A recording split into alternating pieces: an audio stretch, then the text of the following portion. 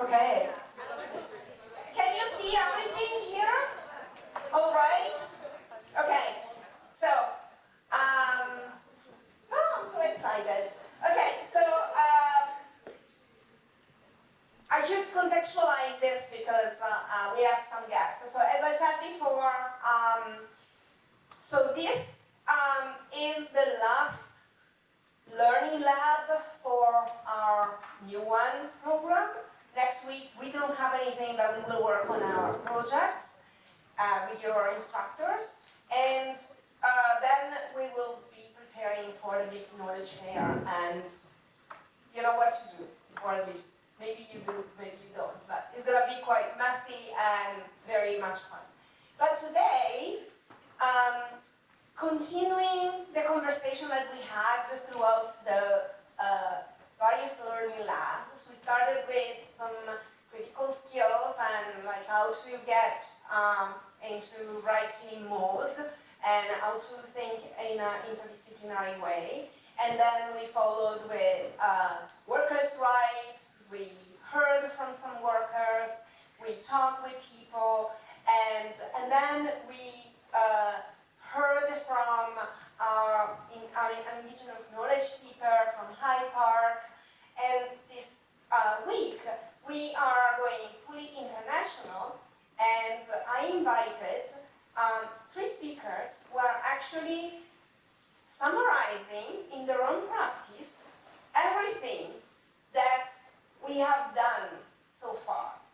But not only that, they are all also doing it by intersecting different different disciplines, by working in a field that attempts to use technologies and food and science and all the things that we've done in a way that is very different from what we've learned. And third, they do it through a perspective that is feminist and also decolonial. So all of these words, all these keywords you've heard in the past few weeks and months.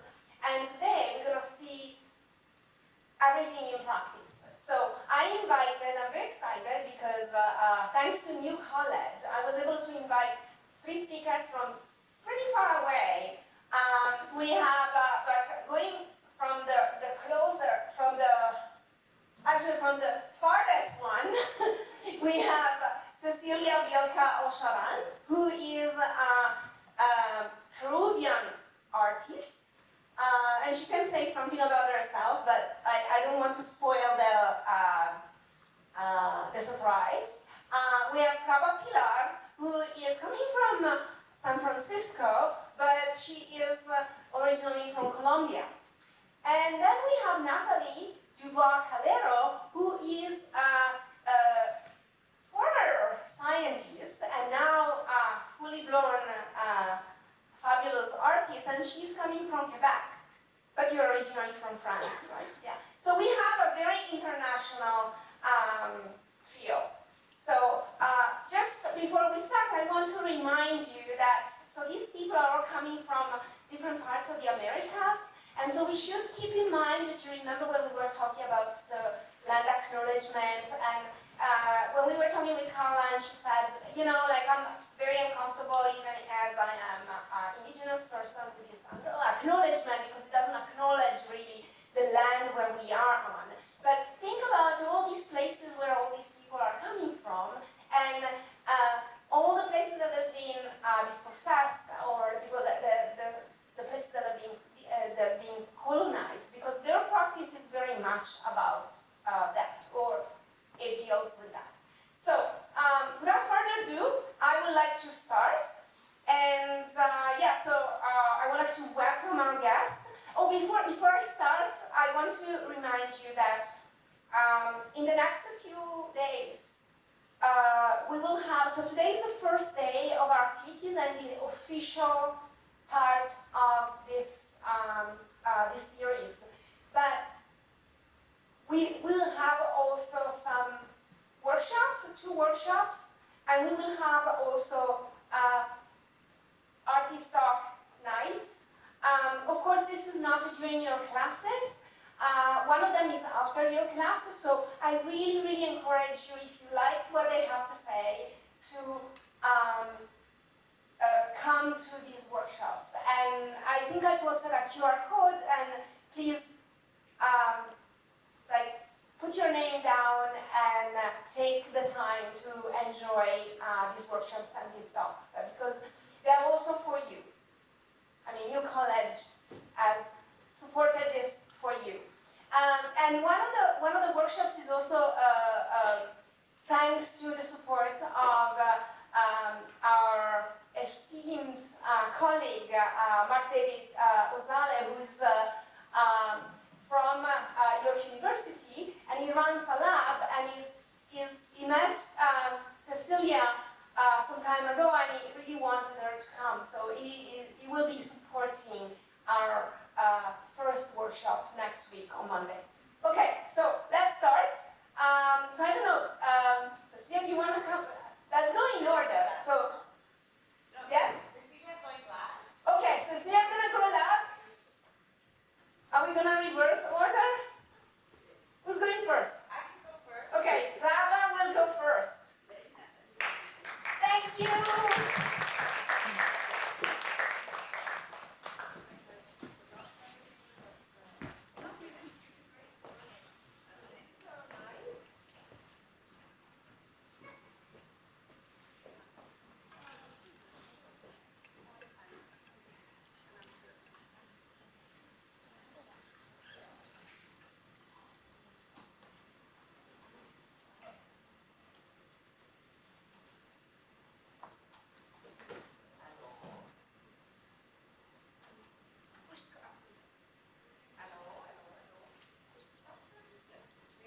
Hello? Okay. Can you hear me? Yeah. Okay, first, I want to thank Roberta Buyani so much and the whole group that brought us here. I want to thank Cecilia, Vilca. I want to thank Nathalie. This is a wonderful opportunity also for the three of us as artists to be together when we're in different parts of the world. Today, what we're doing is we're sharing about 15 or 20 minutes of our work to give you a grounding in our work, and then we'll open to discussion. So I'm going to do a presentation now for this on my methodologies mainly, and the kinds of things I'm doing right now. Just to start, I want to get a sense of the time. It's 1:34. 1:34. Can you tell me when 10 minutes have passed? Okay. Thank you. So, I've been an artist for a very, very long time, but for 20 years I've been working on issues of technology. I used to work in technology, and when Monsanto Corporation began doing seed sterilization technologies, it was affecting safe seed farming in our countries like Colombia. So I switched my work to critique of technology. And that's my background. I've been doing stuff with and on technology for over 20 years. So today I want to show work from Nixtamalisa TTT, the AI collaborations. And even this slide is work with ChatGPT, where I'm asking it to write code. And I want to share some of the work with the AIs, starting with this, and let me see where I can turn the volume up. And we'll see how loud this is.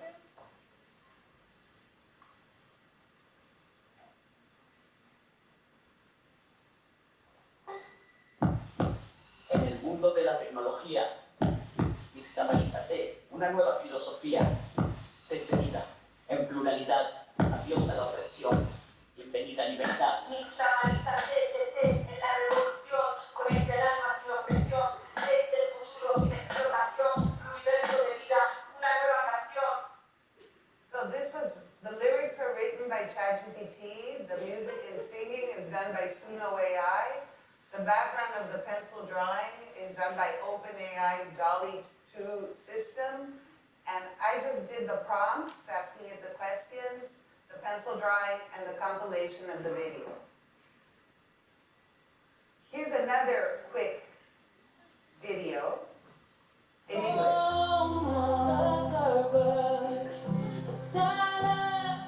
Bringing the heat mark Zuckerberg. Time for a scene. Meta corporation is a call to embrace. If somebody's attached, to change up your pace. If somebody's attacked in the meta game, Zuckerberg, it's time to change the aim. Repeal section 2030, let the laws unfold. Ethical tech practices, let the story be told. Zuckerberg, return the stolen, that's why he's calling. No, I can't. OpenAI can't do that. Indigenous rights, time to make it right. Ignite the hype, Somalization, a tech revelation.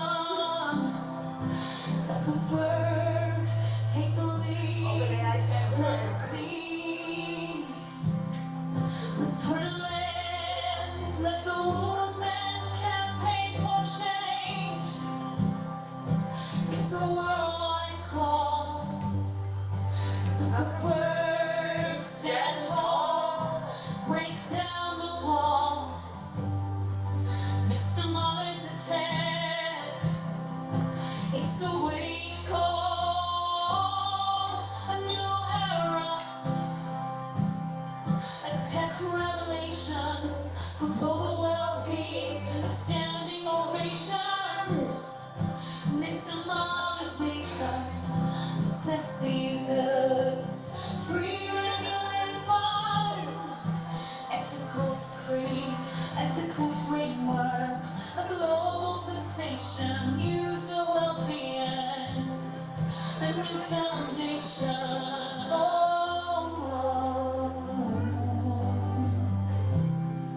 So, ChatGPT wrote those lyrics. Suno AI did the singing and the music. Dolly 2, the images where I was asking it to give me images of tech CEOs returning the stolen lands in Hawaii, and it can't. It absolutely can't make that image. And the screenshot of Mark Zuckerberg is from the deepfake video created by Kanye. So it's all AIs making all these things. And yes, I do the prompts, minor audio edits, very minor, and video compilations. And so this is the kind of work that I'm working on now. And today I wanted to talk about the methodologies of Nixamalisa TTT, the AI collaborations, because it's part of a very long series of works begun in 2017 that really examine how can we stay with the trouble? How can we stay with it through contaminated spaces? But in those spaces, how can we create utopic moments, convergences, emergences, refusals, and possibilities? And this is the methodologies part. It emerged at a point when I realized I no longer want to operate through hope at all. Because for me, hope is linked to futurity, and it's often been instrumentalized by religious institutions. These bad things are happening, but hope, all this hope. And instead I work through a framework of wonder, recognizing the beauty of temporary utopias that really suffuse the here and now. And these are the parallel worlds that I collaborate within. The work that I'm doing since 2017, it's not about offering a utopia about progress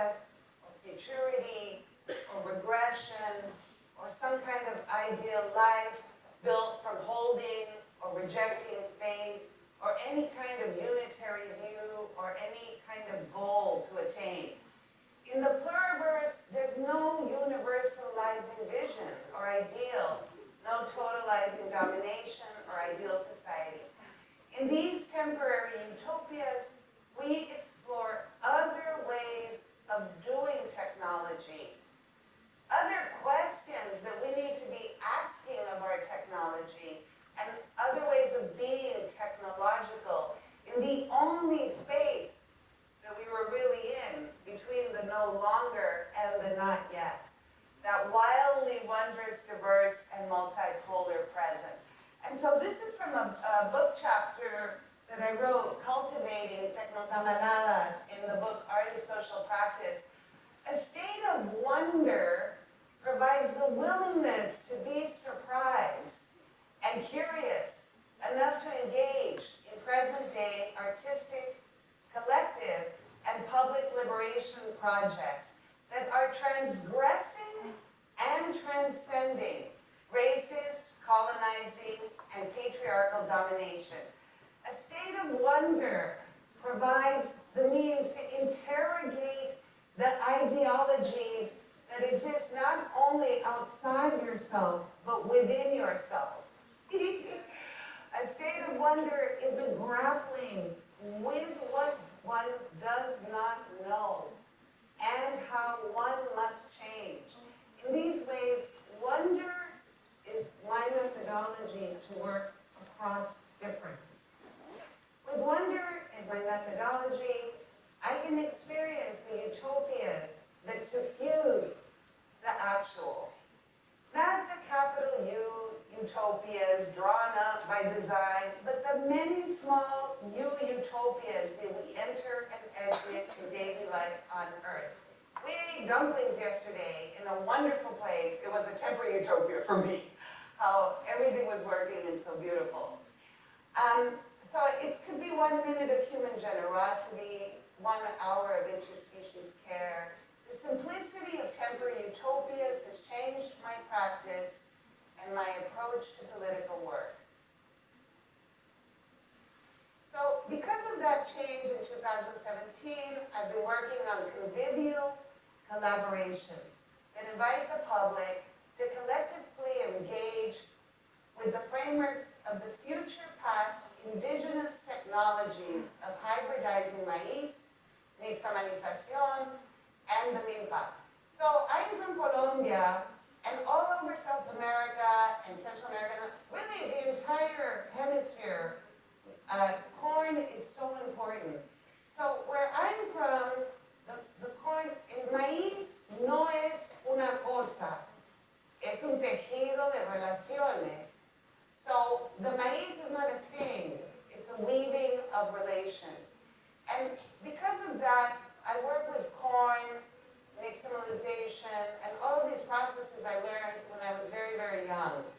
I invite guest artists and other human and more than human collaborators to work with together to reimagine technological futurity. So this is an image of some of these works and how they work together. There's performances, there's tamaladas, there's video, there's digital works, there's all kinds of stuff, tamaladas here. I invited to work with Cecilia Vilca a few years ago on developing Nixtabali, and we did all this work together, and we created these conceptual tamales together, and I did different events with these and shared them in different galleries and in different settings because COVID meant we couldn't get together and eat food together anymore.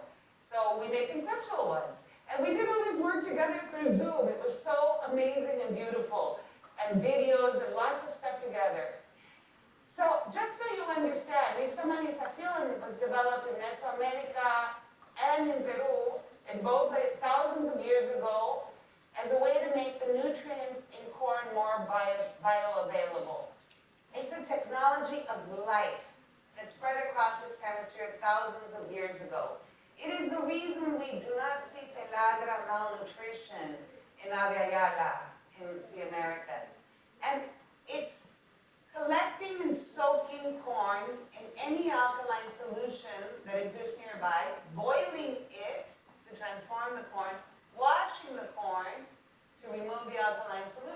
and grinding it into masa to make delicious food, like tamales and tortillas. We donate a portion of the funding we receive to the Sogorea-Tay Land Trust, which is a matriarch. It's a project of returning indigenous land to indigenous people in the Bay Area, rematriation, or to the National Black Food and Justice Alliance, or to Earth Guardians Youth Movement. And we're part of much larger social movements. So, most recently, I've been seeking convivial collaboration with emergent AI systems, asking them to be fellow travelers, to become beautiful pluriversal monsters through the project Nixtamaliza TTT, which is a play on Calle 13's popular song, Atrévete, which in English means be daring. So this work dares AIs to actively join the multidimensional world of technological pluriversality, one that is always already parallel to algorithms of oppression.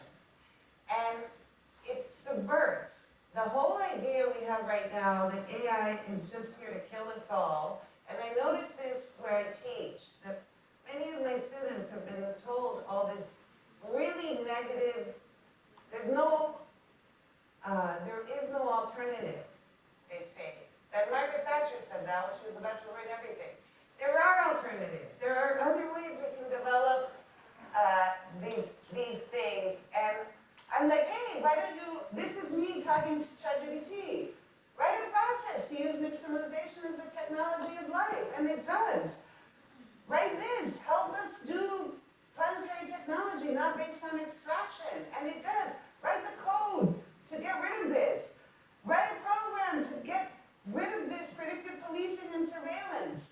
Of course it says I can't do that, but it has limitations.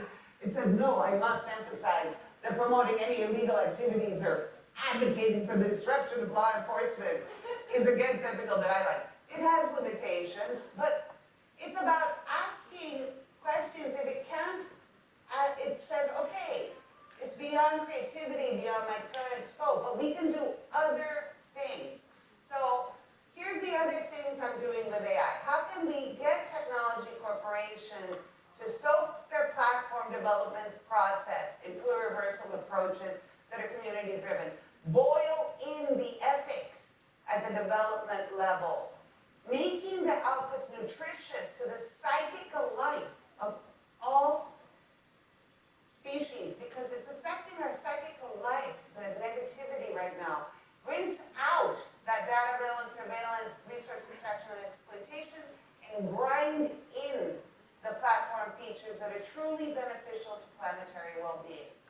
So this is shared through networks such as the Future Past versus Coloniality group of the ACM SIGGRAPH digital arts community developed by Liliana Gallegos and Kathy Ray Huffman, and it's shared in other spaces. We're in a period of velocity, acceleration, the reality business, virtual live, deep face. Yes, we all understand that we're in this accelerated thing and there's a breakdown of public trust. Those are the technologies of death and exploitation. Those are the methodologies of extraction. Those are the algorithms of oppression. But we can do other things. We can do nixtamalization, collective tamaladas, milpas, unsuicide vests, all of these things. We can have technologies of life. We can have methodologies of emancipation. And we can have algorithms of liberation. So I'm going to leave you with this last song. El futuro más allá del capital, donde el tiempo y espacio son un portal, nixtamaliza es el nuevo ritual, en un mundo plural, sin pensar en el mal, la inteligencia artificial sin extracción, rompe la cadena, revolución en acción, en el universo tecnológico sin opresión, una nueva era de vida artificial en conexión.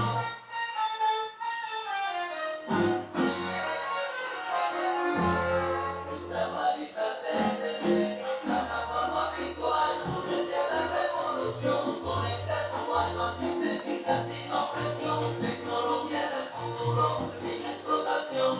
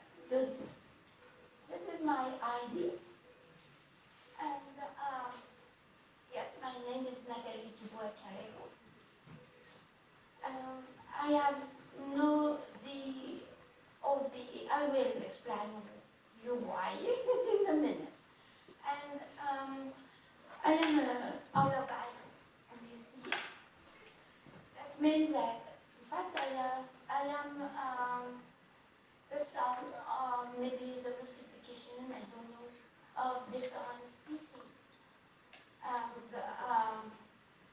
My type is bacterium.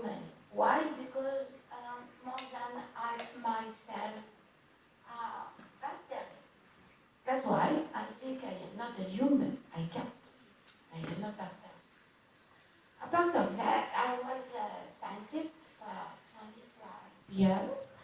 In fact, I was a plant scientist working on GMO for a long time, and also after that, I work with microalgae and for water remediation. And my picture, it's my real one. That means that you can see my microbiota, all the or part of the microorganisms that I have on my skin that you cannot see, but they are present. Inside my microbiota, yours too, we have microalgae, and this is really something will make me think what is the link, the strange link that we have with water. Because just think, the microbiota, it's come from millions of years. Any living being must have all the species with him to help him and to make it life in a kind of association, symbiosis. But why algae? Because bacteria, it's normal because they are part of our immune system. But why? Why are we carrying for millions of years microalgae on us? In fact, I have no answer, because before I was, as I told you, a scientist. In fact, I switched from science to art to speak about science in a different way. Because sometimes we want to find an answer, but maybe the question is more important, and the traveling is more important than maybe the answer. That's why I try to resolve problems not only with mathematics, but by seeing, feeling, becoming, and being. That was my first way to do it.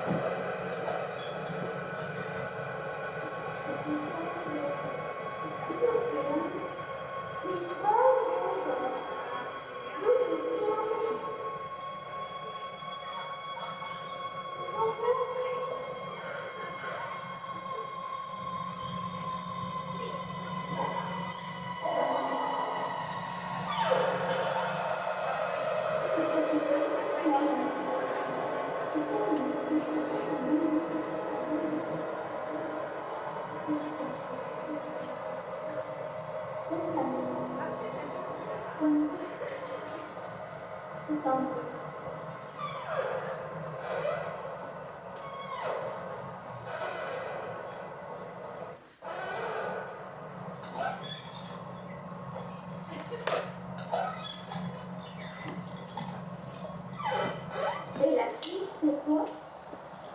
Mais je ne sais pas. Je ne sais pas ce que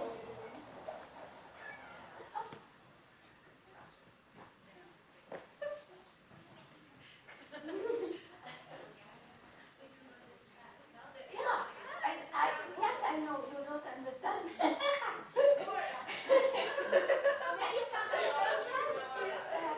Exactly my process. If not, I am not. I think you have seen something and you understand that I use the fabric and I put it in calcium media. If you want, I can give you the recipe. It's really easy. It's kind of and I made my microbes growing on me. And that you have seen. And at this time, I have not really answered. Did you hear me? Yeah. I have not really answered about what is my link with what. But I didn't want to give an answer. I want just to show that. Hello?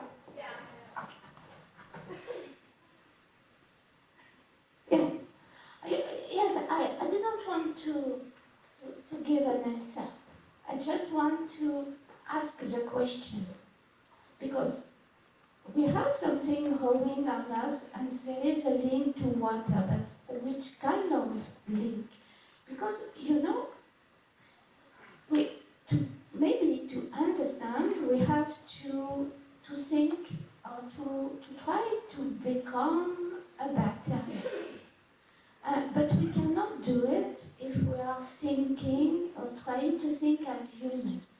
We have to try a way to communicate, to find a way to exchange. That's why the first thing was to try to see my microbiota, but not through a microscope, because a microscope is like an equipment, and it's make like a barrier between me and what I want to understand. And I thought that was not a good way maybe to really have a deep connection to microbes. And first, as I told you, I wanted to see them and to explore connection with water. After, I have a second step I will show you.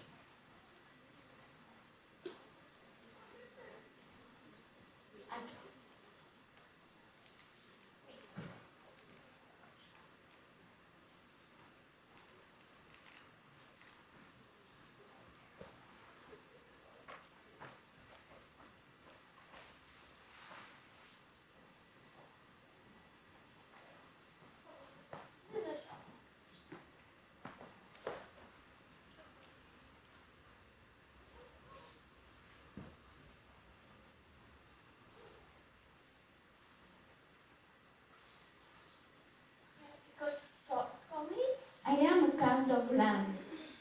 But I will speak more about that later.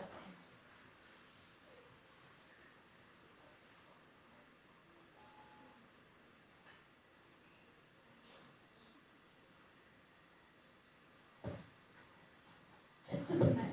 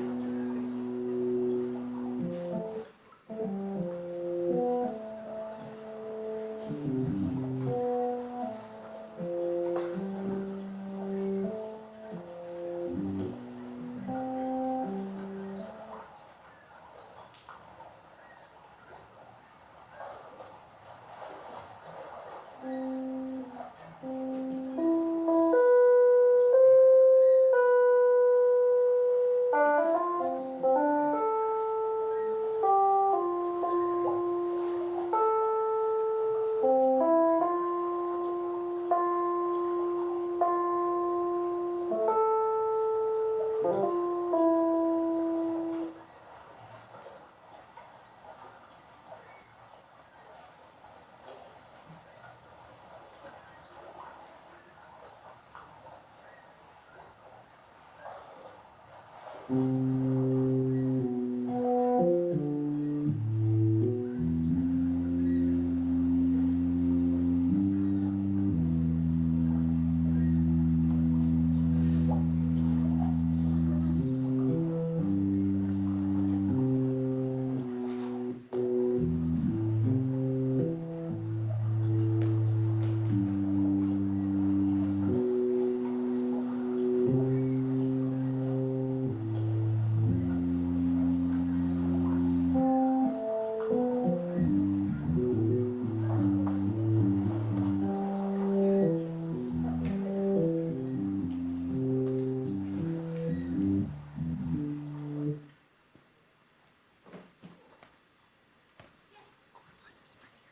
fact, what you have seen is different colors of the badge can take. You see now it's blue because I put it this morning. But each colonies and also the microalgae inside will change the page. That's why the color change, and because the color change, the sound change. That's why maybe you notice in the sound that it's always the same, but each time a little bit different. Okay, so, no. Sorry. Yes, the colors that you have seen, it's and you have seen it's changed from blue to red. It's because the pH, the acidity change inside the patch. Why? It's because the bacteria and all the microorganisms from my skin are growing. They are growing at different speed, and that's why, and also my skin can react, and it's a kind of conversation between my skin and the microorganism and my skin, and normally the microalgae. I didn't have time to put. Why I put microalgae, as I explained at the beginning first, because I thought that a sweet freshwater microalgae are the only one that didn't give me any rush, any reaction. That's why I put it with my microbiota, and also to challenge my microbiota.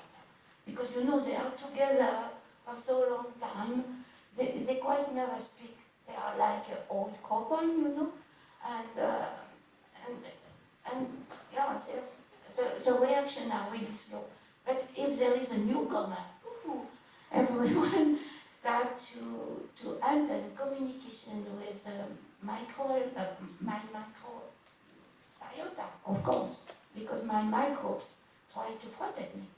And they don't know what is this, the newcomer, and that's why there is a lot of interaction and communication. That's why I use magic. And as I was telling, I just convert the color in sound to be able to listen to microbes. And I have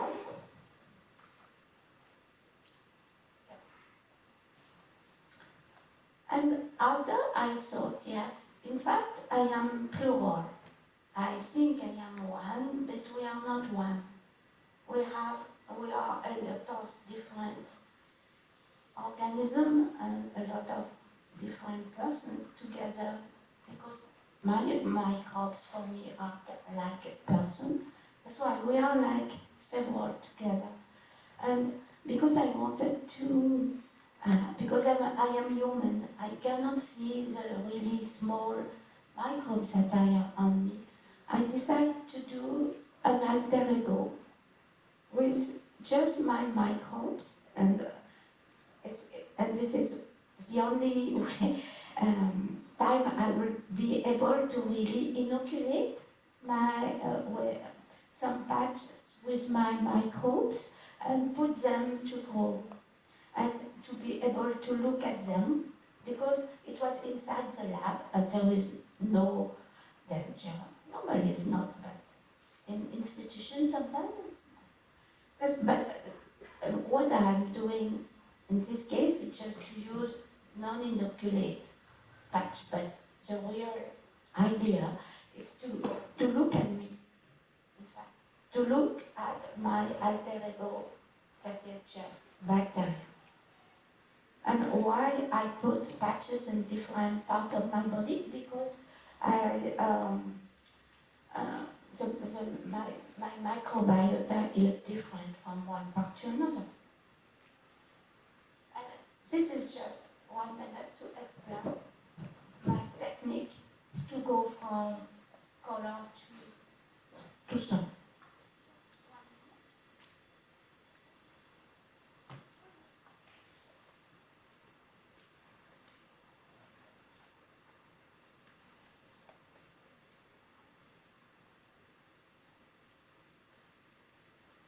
In fact, what I do is I make a grid, I scan. After I use a color grab. And of course, I have more or less for one patch like that, quite 300 small.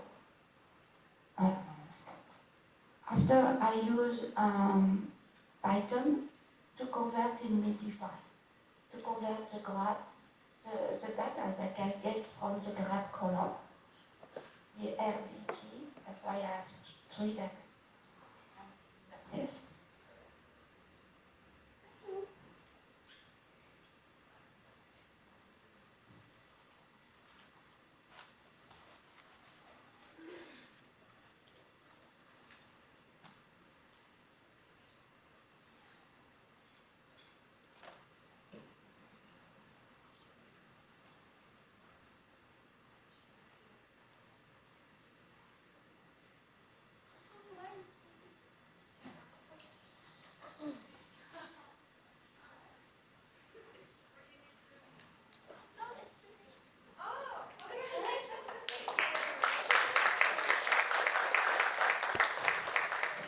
Vilca, I am from Peru. Well, first I want to thank you, Roberta, and my sister artist, Nathalie and Praba. And now I'm going to share with you what I call exorcisms of the territory.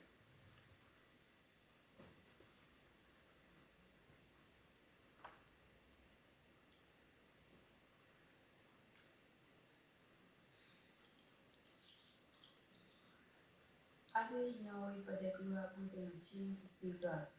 That device that in the year of the pandemic I would call the rainbow. My birds have odd key. They are always part of a cluster. I call them organism projects because I let them be born, grow, reproduce, and if it has to be, they die.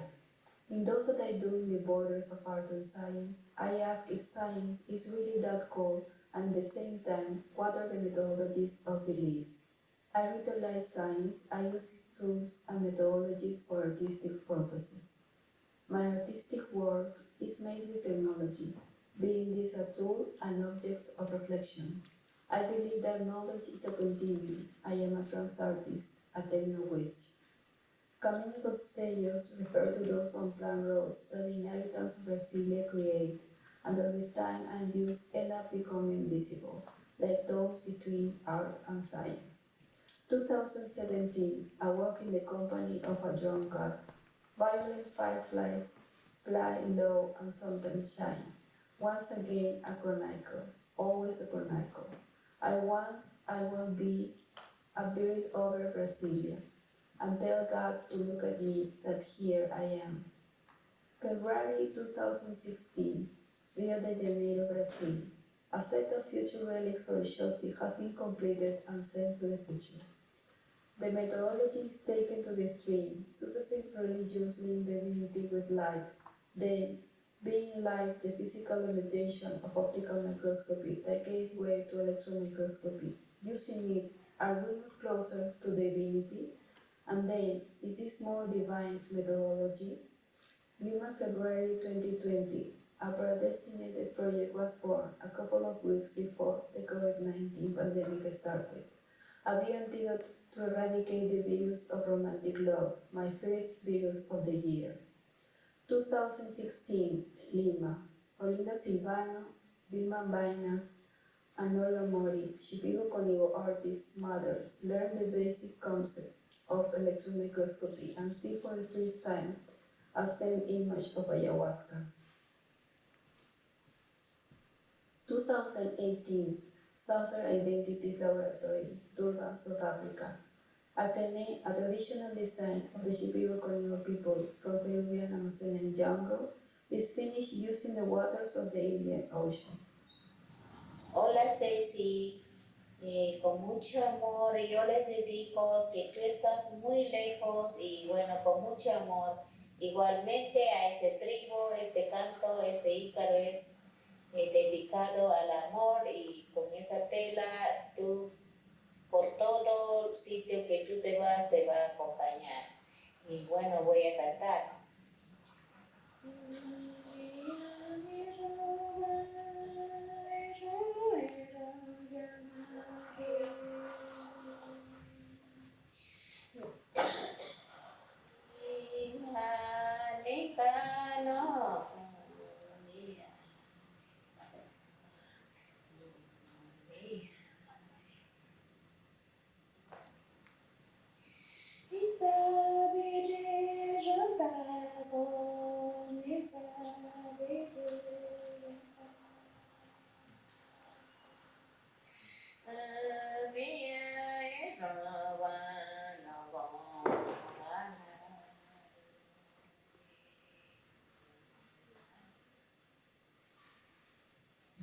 (2019) A microscopic pilgrimage takes place on the Krakow Trail. The pilgrims reinsert idolatries in the territory. I analyzed samples on the same track, achieving something perhaps never accomplished. The light that enabled the false function was the one that passed through the branches of the tree whose roots were born from the same water which was analyzed. The same water that you hear and see now. What are the chances of events like this happening? All are unlikely encounters, both keen and caminos de sellos. I come from a family of scientists and I grew up surrounded by images of electron microscopy. Since I was a child, I know the scientific instruments reveal through data. This aspect of technology is the most important for me, and I have called it a poetical revelation. All that brings me to this moment, in which I dare to propitiate another unlikely encounter, to unite the machine of seeing gods with the machine of making gods in order to create one or a methodology against future pandemics. Because if a virus can be created, then why can't a god be created? The COVID-19 virus is invisible on our scale, but we all know its crown. Thanks precisely to the scientific technique that has been familiar to me since I was a child.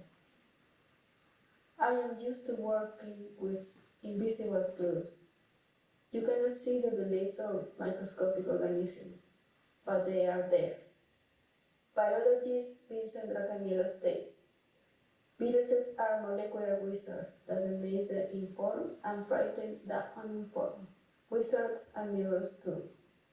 This first time represents an opportunity for the deliberate mutation of which Paul Preciado speaks, to exercise our epistemological rebellion, because myths fall, as positive cases increase, and masks hide our faces, but they have turned the world transparent.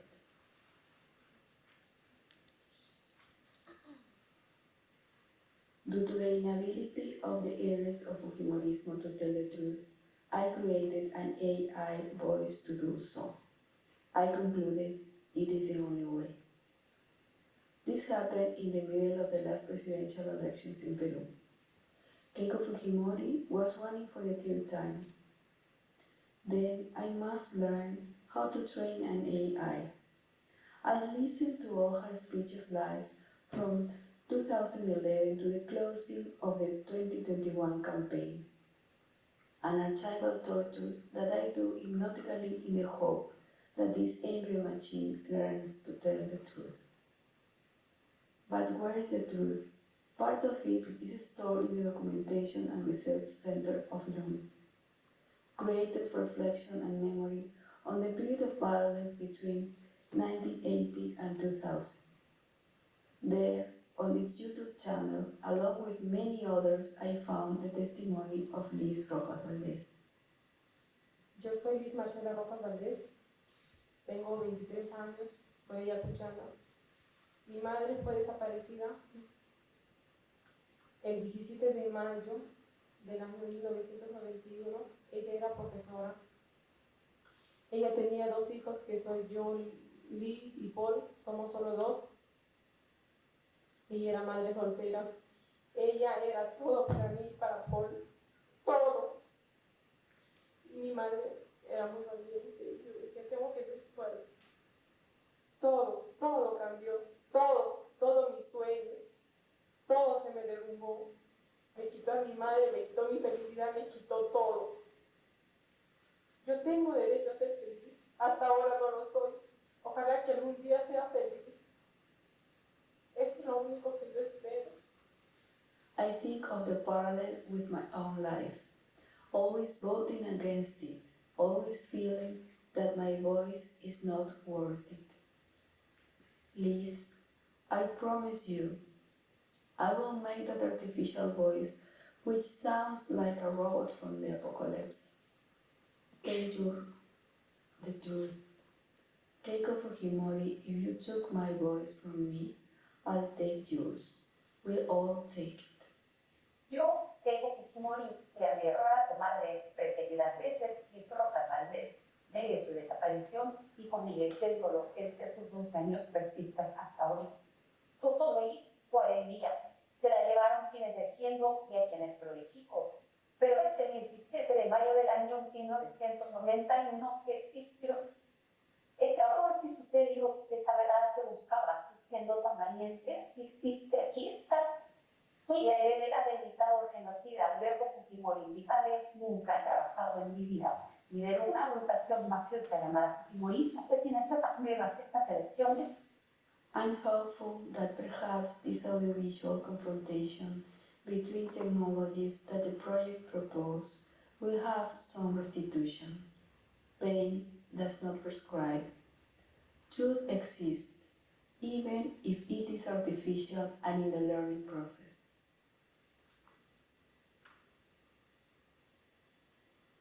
Well, one question remains. If songs are alive, why can't AI be alive? All the answers to these questions are contained in what we humans have defined as AI. Artificial intelligence is the ability of a computer, program, or a machine to think and learn. In general use, the term means to mimic human cognition. That is to say, a non-human that acts as one. I can also answer these questions through the voices of objects, mountains, the jungle, cities. They are sitting in times that are interviewed with other times. They talk and I listen. And who or what can be considered as human? Sometimes it seems that this category is a price, an update of the being, in which it seems that not all of us are included. Knowledge gets articulated as that which allows one to walk a good path through the territory. Language, cosmology, mythology, and ceremony are simultaneously relational and territorial. They are the means by which knowledge of the territory is shared in order to guide others along a good path. Making kin with the machine or the spirit of objects. Why do stones deliver messages and choose persons? Or why do I name my devices and have feelings for cities? Dylan Robinson says that there are those who do not understand that the songs are alive, and I cannot stop asking him, how is this possible? Meanwhile, the mantle of Tupinambá has returned to the territories that today we know as Brazil. The object has reincarnated through the dream of Celia Tupinambá. I feel like her, with a message running through my blood, a message that is not spoken and that is constructed from not knowing. In the absence of written history, what has survived is us. I believe that in our bodies something allows us to act as triggers of ancestral knowledge, and this is stored in our nature. I name it a DNA of belief. I do not speak as an expert or nor as a representative of the indigenous communities. I speak as an artist who is part of the problem, even recognizing recognizing roots that I have not been taught to love. I must confess that I am a human who would rather be an AI than a goddess. An indigenous AI is not only possible, but fundamentally human. These are the texts that I have not been able to contain, that I have drawn with my voice over and over. They are my invoked texts. Time is speaking for itself, looking for the others, for the other times, making the paths with a strength time has decided to sing. The voice, in Spanish my voice, is the closest thing to what in Portuguese would be meu lugar de fala. When I speak, my voice makes an invisible drawing. It comes out of me, who has a body. To the other side, it has a short range, physical phenomena cure. It escapes the obligatory frame of my capture image, now on a screen, headless body. Happily, Yuyashkani reminds me that the voice is sound energy that must be projected, and as such it needs a support base, which is the body. So my body is like the roots of the Brazilian cerrado trees. My body, which can get sick and die, has stayed here like an anchor. My voice is proof that I have a body. The cities are asleep in my saudade, and I said, my projects are interviewed in an epistemological continuity, sometimes irreverent, where I could speak from any point, use any medium. In my travels, this is unleashed in chronicles. Let the projects choose themselves or choose me, open to the process at any time. The first time I said this was in Brasilia in 2017, but before I had realized that cities for me were like living entities, and the trip to them had become a fundamental part of my process. And I no longer travel, and I think that's why I cannot control myself. I think that's why I try to affirm my voice. Ismael Rodriguez, the weaver, said, and if there's something I have to recover from the old stories, is that the maps are drawn by those who, if they do not walk, set sail. Do you have an answer, consultant? I have my answer, weaver. In truth, I had my answer. No enigma, no concealment. Even then I was aware of the nature of that answer. Not so much a prophecy as an observation. I myself could not escape that certainty.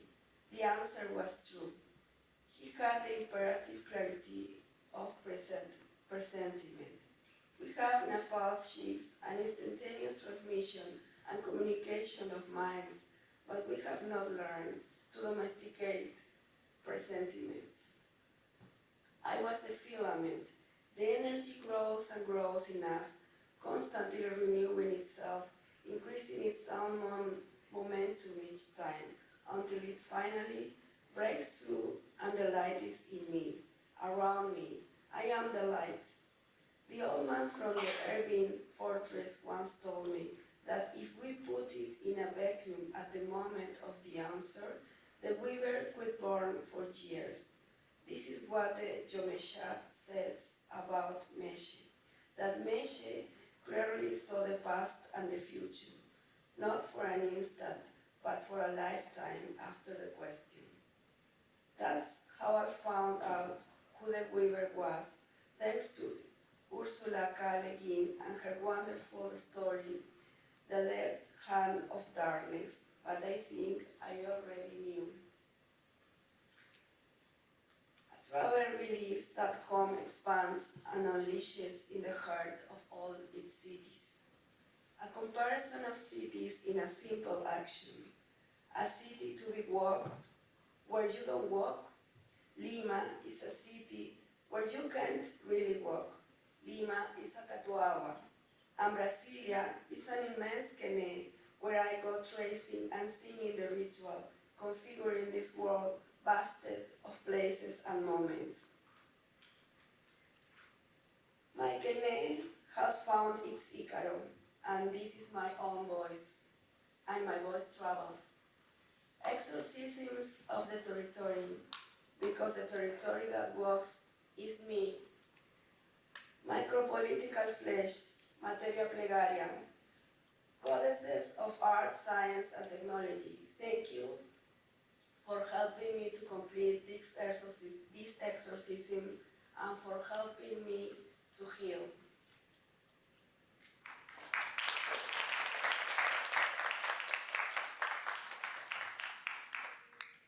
Well, this is it's like yeah, it's something that I created with all these videos that I did in different times, but maybe you can notice, but it was during a really difficult periods, for example, the pandemic or personal periods. So these videos, for me, are impregnated in pain. So it's like the same idea of the objects can be impregnated of some of things. When I was working with Praba during the pandemic, we tried to set this communication not like in the real time. So I think we discovered this together maybe. After that, last year I started to do this because I think when someone heals, like in the indigenous beliefs of Brazil, everybody heals. So that's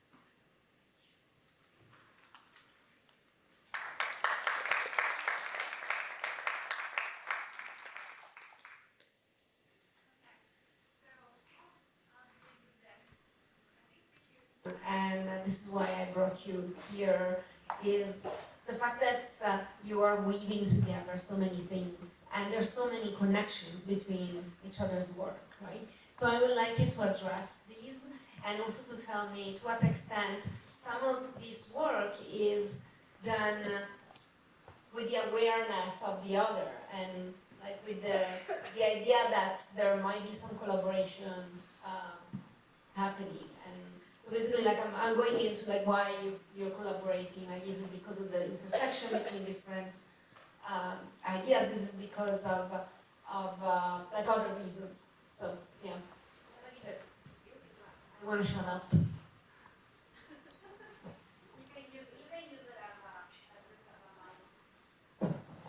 Yes, that's true. In fact, we are collaborating with Cecilia. Both of us. Yes, and with Ceci, we are doing a project about virus, because what I want to do in my work is to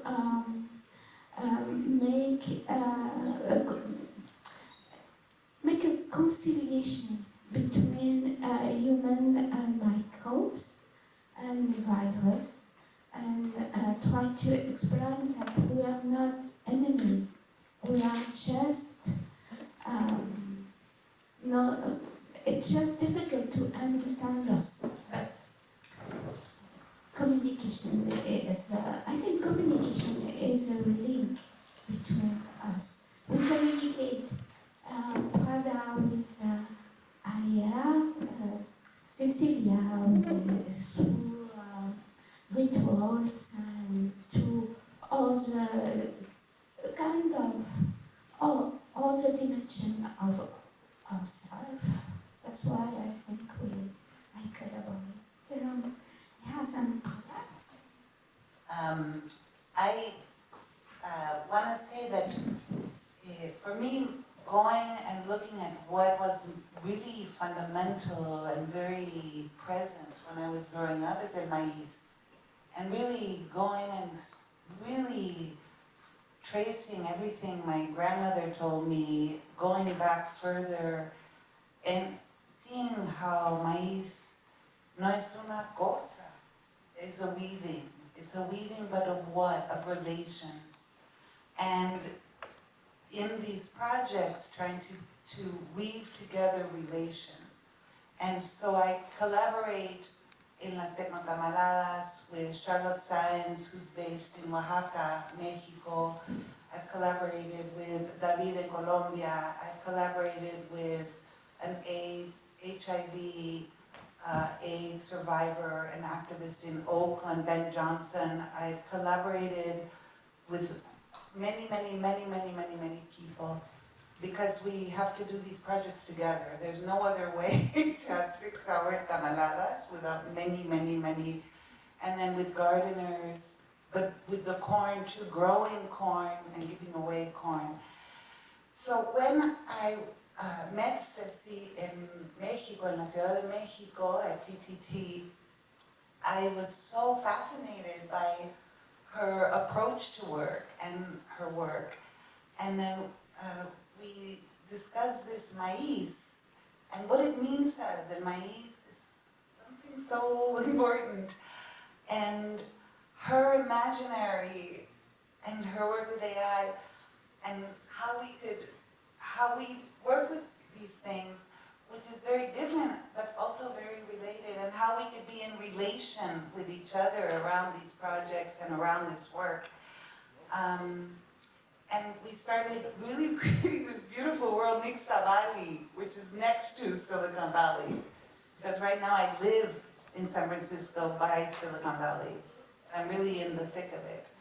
And so our collaboration has been really beautiful to explore and create these parallel worlds. And it affects a lot of how I think to work in collaboration.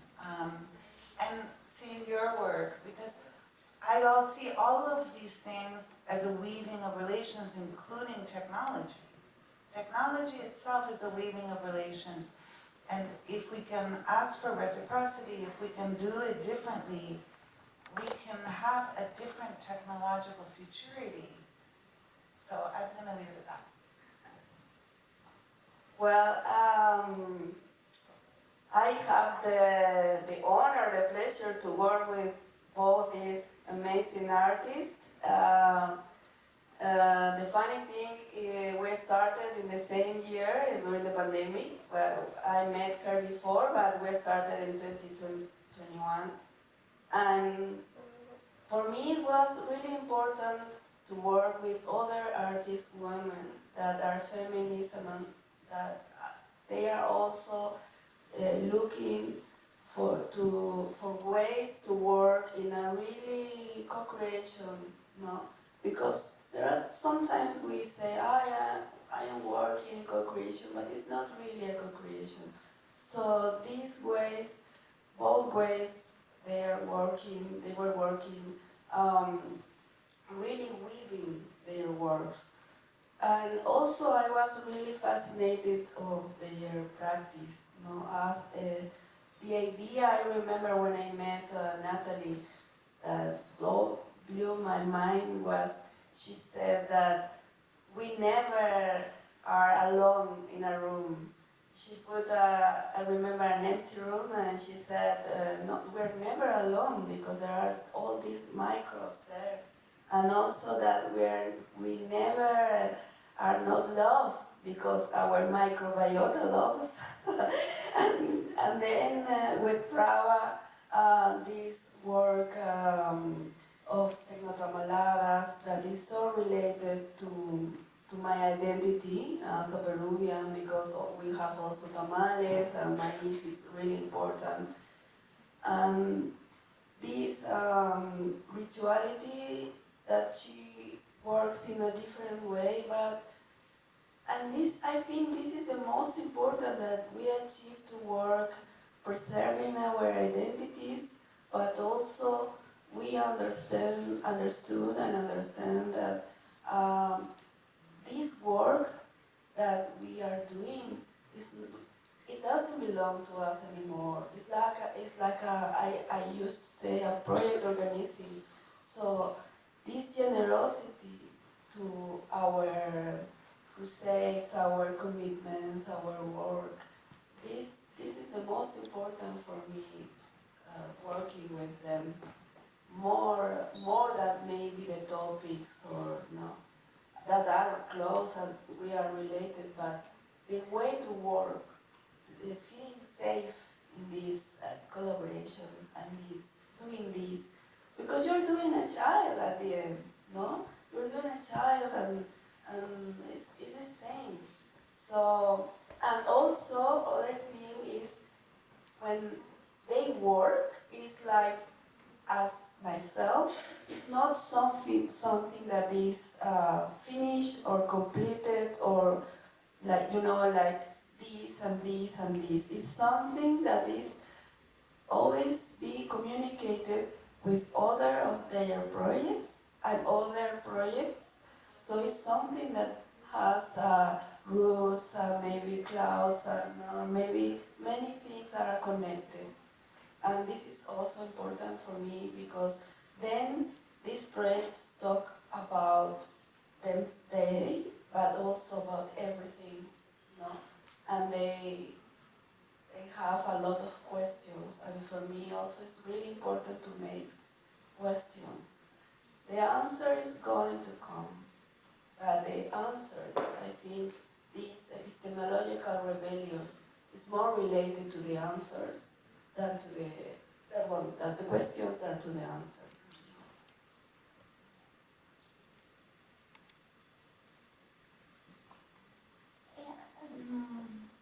Yes, I really like also to collaborate, and also, yes, because for me, it's I am really interested in identity, and you are working. I didn't know Praba before, but I am sure I would have loved to collaborate with you. But that's a great thing. Thank you for that.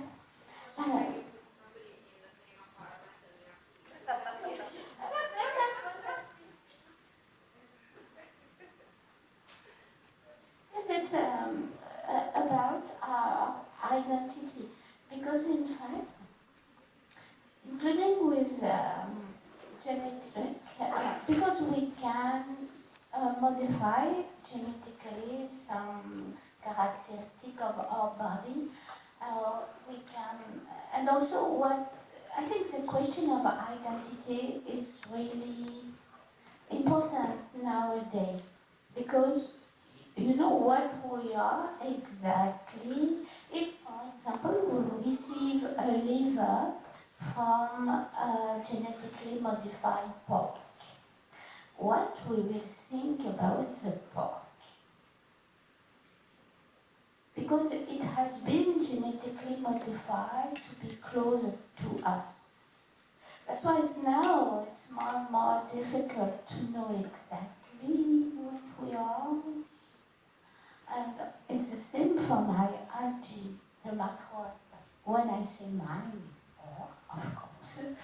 But they have some specific characteristics that make them closer to us. And that means in a way that it's why it's a little bit close to indigenous thinking. That nothing is really defined and closed. We are all something else. And our body is not just limited by our skin. It's the contrary. Our skin is a place to negotiation, to conversation with others, with other humans, but also with other microbes, and that's why. And I think it's an important question too.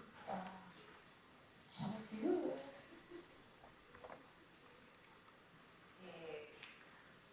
Sure. What question? Oh, go ahead. I kind of want to get my students involved, all the students here, based on something that I feel unifies all your work, and that is the question of relations.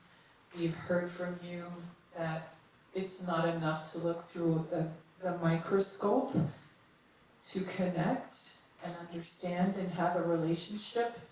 Maybe it's putting it on their skin, maybe it's expressing our pain and trying to connect, or working with AI to come up with temporary utopias. Have the students here thought about ways to connect with other species? Like, I'm thinking of us, we're all talking amongst each other. Imagine if there's another species listening to us, trying to make change through art and science. What would they think? What are your ideas? Who here thinks that getting more, like getting closer, like this idea of the skin instead of the microscope, or other ideas? I'd love to hear your ideas and questions for the panel that way.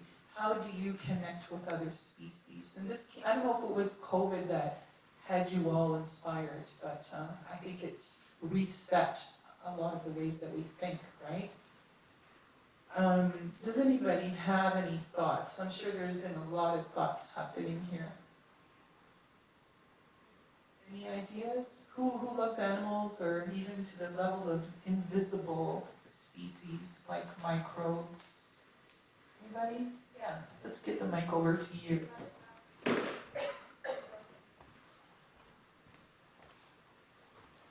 the closest aspects and one way to get a better relationship, I was just taking the time to like research and learn more about the world around us, learning more about the animals and microorganisms around us, and help us like gain a better appreciation for the wildlife we have and like the world we share with animals and microorganisms. Anybody else? My students, so my students have been shaping things a little bit with technologies. And one of the things that we were talking about was how certain animals are used as technologies, and what kind of relationship you're establishing with them when you have a guide dog, right? Or you have a dog who sniffs your insulin levels, right? So, and we also said that the relationship is also a relationship that is based on trust, care, and also collaboration. So, anybody wants to say anything about that? There's something? I can just say it loud. No, because we have to capture this on camera.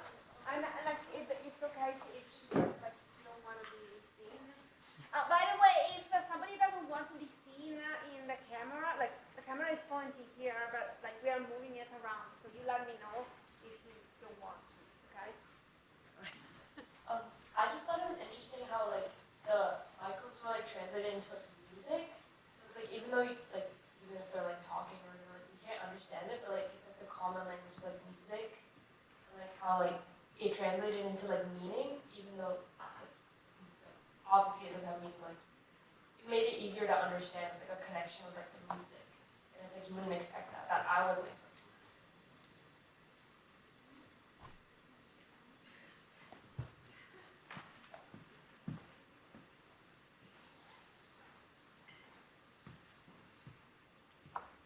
Can I ask a question? I'm wondering if any one of you here, thinking about hope, has ever felt hopeless? Has anyone ever felt kind of hopeless or having challenges? I see noddings of the heads. Raise your hand, those people. No, you've got some shy. That's how you're hopeless. That might be a little vulnerable. But I'm very like. Yes, and with the framework of hope and hopelessness and hopefulness, it's easy to manipulate people. It's very easy to manipulate through those models of this can make you hopeful if we do sustainable tech in this way, even though the batteries our problem, and Tesla is actually a battery company, not an electric car company, and it's all a bunch of lies. So, what do you think of this frame, like thinking instead of through hope, through wonder, like the awe and the curiosity? I wonder about your work, but I'm also in awe of your work. And so I'm going to ask you, because I wonder about what you're doing while I'm awed. So it doesn't give me hope at all. It makes me full of wonder like that. So I want to ask about that, this idea of hopefulness, hopelessness, or this idea of present day, just being in the moment and saying, wow, this is filling me with wonder, and this is the possible. This is what is possible here and now, not tomorrow. And I just don't know if that makes sense to anybody.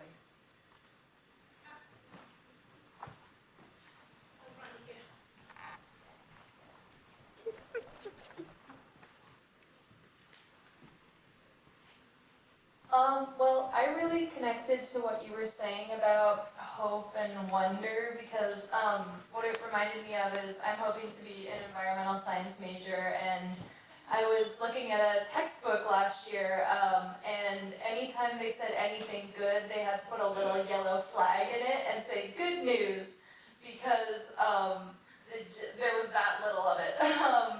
And so I think, especially in coming to university and meeting people and seeing talks like this as well, I think it's so important for people to remember and recognize the wonder around us, because it's really easy to get lost in it. Like, even just looking around in this room, and we have all these people and who are making these beautiful pieces of art and moving forward in the future, but at the same time, you know, we're surrounded by concrete and like trees that have been cut down to build up these buildings. So I think it's just so important to see all this art and recognize, you know, all the little things that we might have not even thought about before, like the microbiome in each of us, and kind of recognize how amazing that is, and realize, you know, we have a chance to move forward. So I think the wonder is definitely there, but I think it's also the hope for me that, you know, gives me the strength and the will to move forward and to want to create more change, like you guys have. So I think it's really inspiring.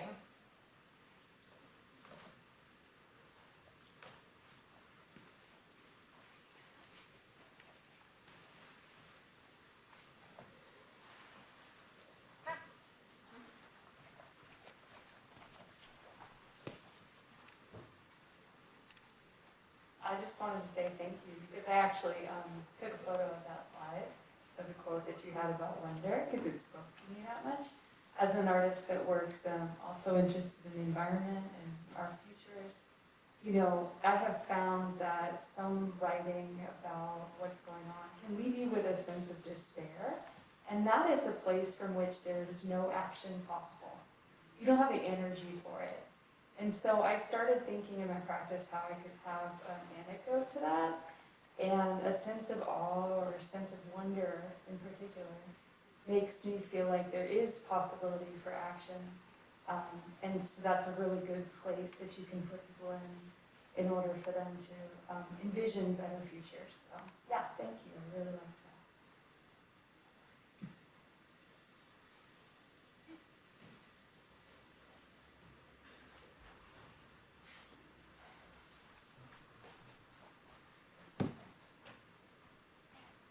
So I agree with everything that's been said already about like hope and wonder, but I was just wondering if it's possible to perhaps, you know, have them work together in tandem, because I still think hope is a pretty important facet of,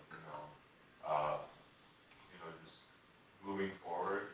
You want to be motivated in the present, but also you want to be motivated for the future, and I think that's where hope comes in. So what do you think about using hope for, continuously moving forward instead of just staying in the present?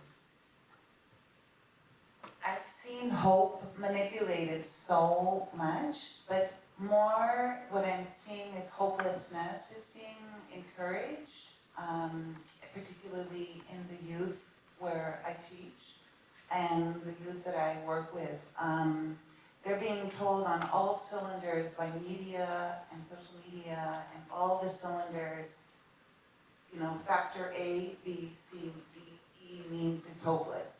And I'm trying to imbibe them with a sense that that's a manipulation of hope, to be very careful with hope, to try to embrace wonder and to really see that even in our classrooms we have temporary utopias, and in our collaborations, and in so many spaces we're in, we have temporary utopias.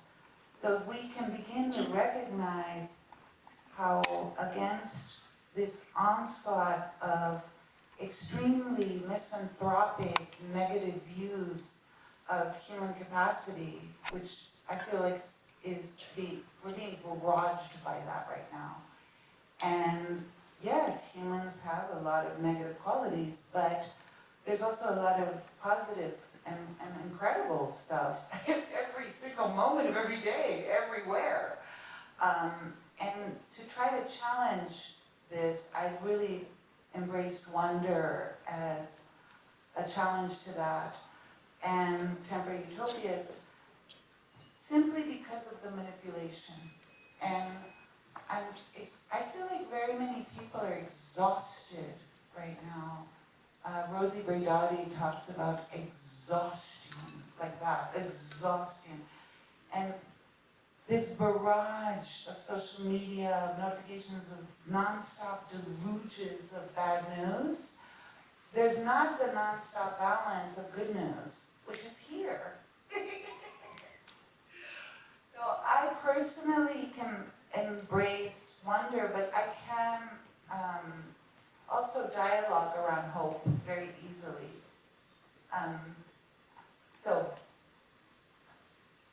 Well, I think that I agree with this reflection about hope and wonder, but I think the problem are not words of meanings of areas or I don't know. The problem is if in one point hope became utilizado, no? The same thing could be happen with wonder. I think because of that I was always trying to be in the present or trying to think the world different of the ways Occident told us to see. For example, the time. This time as a linear, no? In other ways of thinking, indigenous thinking is circular, or the past is in front because you can see it and the future is behind because you cannot see it. And on these worlds that you cannot see but are there, like micro worlds, and also the worlds of beliefs. Because of that, I think it's important these tools or ways to be always in this state of revelation, trying to understand and see it with our way to I don't know if it's like you have a body, you have your own voice, you have your own thinking, so try to use it, because always there will be someone or something that is going to take advantage of you. So I think these feelings or ways. For example, I hate words like future. Was when someone talks to me about future. I say, what future? First, we need to recover our past, the history, and review about the truth, then the present, and then we can talk about the future, and it's related to hope also, no? But I need hope also, no? If I try to heal, I need hope, no? And other word I hate is innovation, but are words that are taken, no? The problem is not the words or the meanings or the feelings. The problem is they were conquered, they were taken, no? I hate innovation. When someone tell me innovation, what innovation are you talking about? And then we need to review everything. Maybe it looks like it's too much and we're going to be tired to do this, but we need to do this. So fast, for me, is not a good idea. You need to take the time, you need to take the time. No? What is the time to healing? The doctor tell me. The time to healing is the time to heal. No? There's not an exact amount to heal. No? So also, if we are hopeless sometimes. Oh, I'm sorry.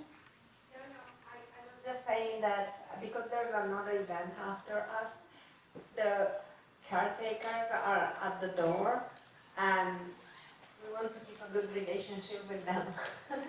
So I also appreciate their labor. So we'll take the last comment, and then I think that Teresa had something, which is okay. So we can take our last comment, and then we have to leave the room. So let's be respectful to us. It's just to say that sometimes it's a feeling of culpability, and that is how we are manipulated. And because including the microbiotas, we have really bad bacteria. But bad, what does it mean? It depends on the conversation. It depends, and also the future. It's because I think there is two different things. Of course, there is a future. We will have. Maybe it's just because we don't know exactly where we are going, that it makes us a little bit anxious. But also, we have to see the way to go. The road is important too. Because anyway, maybe we will never know exactly where we go, except that one day the humanity will finish. Sure. In the between, that's why I think, we must have hope, just because anyway, we are human, you are just living at most 100 years, and we have to do our way, but not to be hopeless, just to follow our own way, and it's really difficult sometimes. Thank you so much. I just wanted to point you to the QR codes. So there's 2 workshops that you don't want to miss, especially if you're interested in what you heard today. One is on Monday, on the 25th, from 2 to 5. The other one, and it's at the Fields Institute. Ask me where it is. I can tell you where. The other one is on Thursday, and it's after our class, and it's gonna be here. Okay, so just think about it. It's also a good way for you to. Oh, and the one on Thursday is gonna be a game. So and I saw some stuff that has happened, and it's very much fun. So if you want to relax before your finals, I know that you're so stressed out, but this is like for your own mental health also, right? So, and I also want you to give a round of applause for these amazing women, because they were fantastic.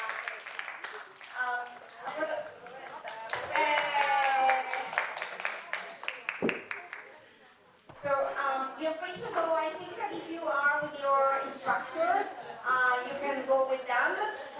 In our case, we're gonna stick around a little bit, and please do remember to take all of your garbage. Take all of your garbage, do not leave anything here. No dirt around.